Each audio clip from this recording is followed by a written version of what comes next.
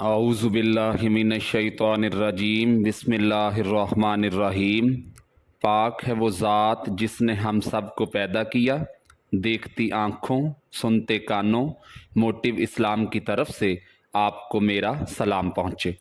محترم ناظرین، آج ہم جس موضوع پہ بات کرنے جا رہے ہیں وہ ہے ایک غلامی سے ایک صحابی تک کا سفر، اور آج ہم بات کریں گے رسول اللہ صلی اللہ علیہ وآلہ وسلم کے پیارے صحابی اور اسلام کے پہلے مؤذن حضرت بلال رضی اللہ تعالی عنہ کے بارے میں۔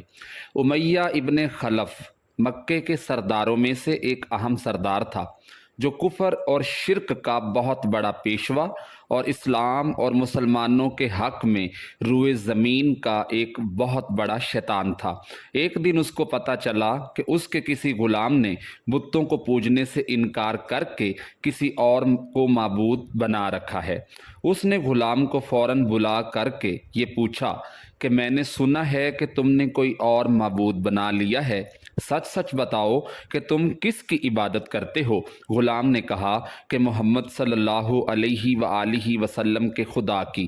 امیہ نے غصے سے لال پیلا ہونے کا اظہار کیا اور کہنے لگا کہ محمد کے خدا کی پرستش کرنے کا یہ مطلب ہوا کہ تم ہمارے مقدس بتوں کے دشمن بن گئے ہو۔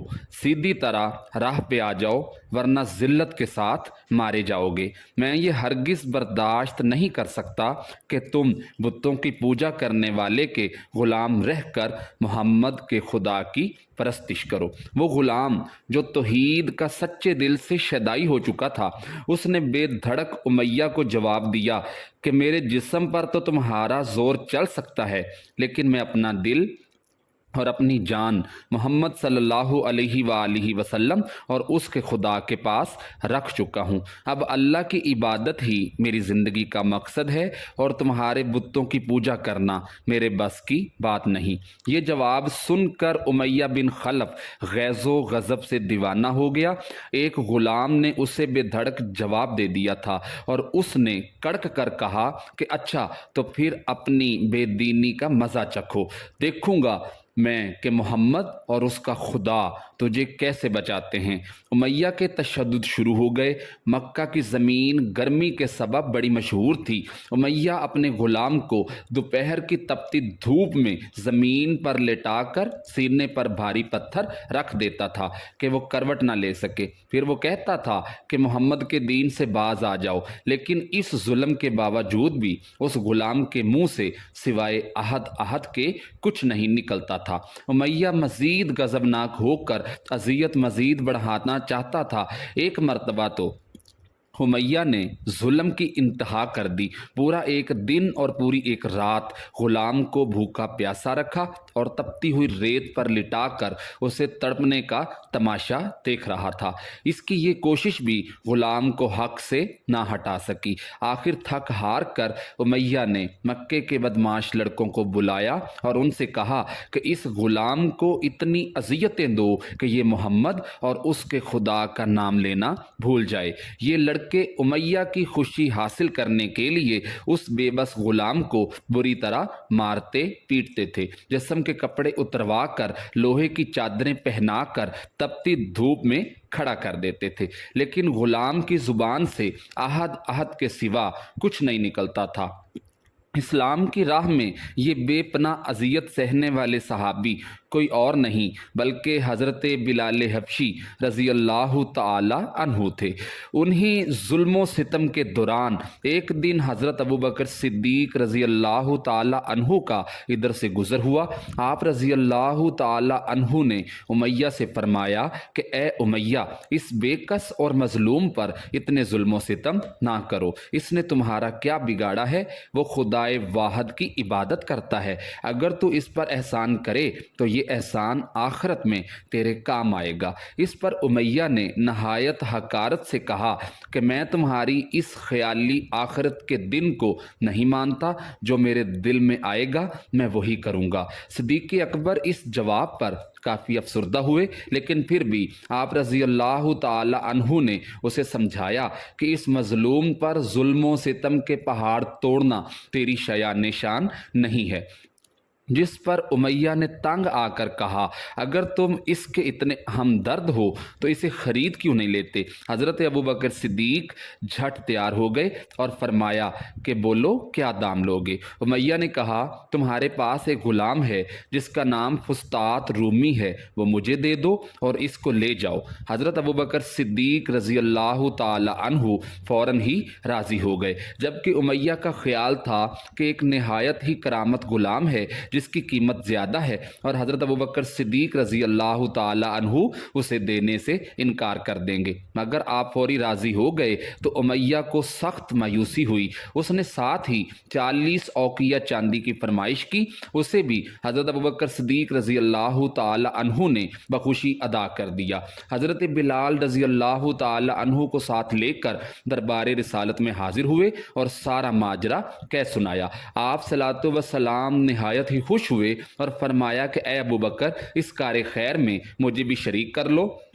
صدیق اکبر رضی اللہ تعالی عنہ نے فرمایا کہ یا رسول اللہ میں اسے خدا کی راہ میں آزاد کر چکا ہوں۔ یہ سن کر زبان رسالت سے صدیق اکبر رضی اللہ تعالی عنہ کے لیے کلمہ رحمت جاری ہو گیا۔ حضرت بلال رضی اللہ تعالی عنہ نے اس غلامی میں 28 سال گزار دیے، لیکن آپ چونکہ نہایت ہی نیک اور پاکیزہ طبیعت کے تھے، لہٰذا جب حضرت صلی اللہ علیہ وآلہ وسلم نے دعوت توحید دی تو آپ نے فوراً اسلام قبول کر لیا اور یوں آپ سابقون الاولون کی مقدس جماعت میں شامل ہو گئے۔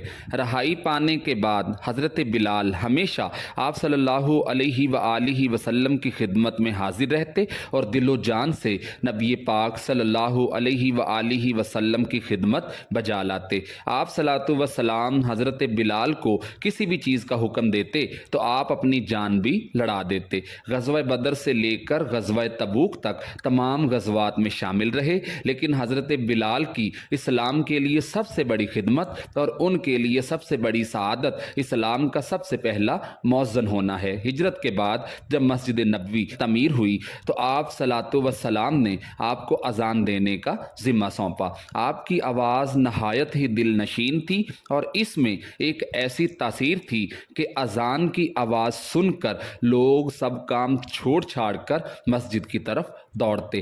8 ہجری میں جب مکہ فتح ہوا تو کعبے کو بتوں سے پاک کرنے کے بعد آپ صلی اللہ علیہ وآلہ وسلم نے حضرت بلال سے فرمایا کہ اے بلال کعبے کی چھت پر کھڑے ہو کر اذان دو، اور یہ مبارک سلسلہ حضور صلی اللہ علیہ وآلہ وسلم کی حیات طیبہ تک اسی ذوق اور شوق کے ساتھ جاری رہا۔ لیکن 11 ہجری میں جب آپ صلی اللہ علیہ وآلہ وسلم نے سفر آخرت اختیار کر لیا تو اس عاشق رسول پر غم کا پہاڑ ٹوٹ پڑا اور مدینے میں رہنا آپ کے لیے دشوار ہو گیا۔ آپ کو ہر وقت پیارے نبی صلی اللہ علیہ وآلہ وسلم کی یاد ستاتی رہتی تھی۔ آپ صلوات و سلام نے سنا ہوا تھا کہ مومن کے لیے سب سے افضل عمل جہاد فی سبیل اللہ ہے، لہٰذا آپ رضی اللہ تعالی عنہ خلیفہ اول حضرت ابوبکر صدیق رضی اللہ تعالی عنہ کی خدمت میں حاضر ہوئے اور جہاد پر جانے کی اجازت